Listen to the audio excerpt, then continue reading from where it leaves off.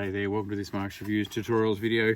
Got a really good one here for you. There is a common problem, particularly after COVID-19 and all the sanitizer on hands, of these breaking up, and these get really sticky and they actually, have a look at this, just peel and come to pieces if you get rough with them.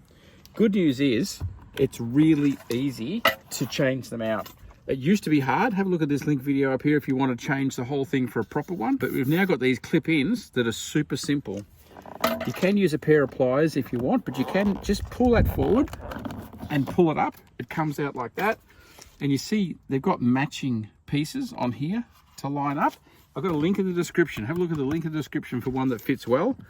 Stick it in like that. Punch, punch. We are done.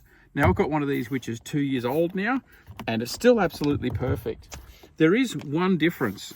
The angle on the old ones goes in a little bit more, so there's a little bit firmer grip, but I've adjusted to it and it's absolutely deep. You can go right down to there to pull the door shut, and that is a wonderful solution. As I said, got one's a couple of years old, it's lasted.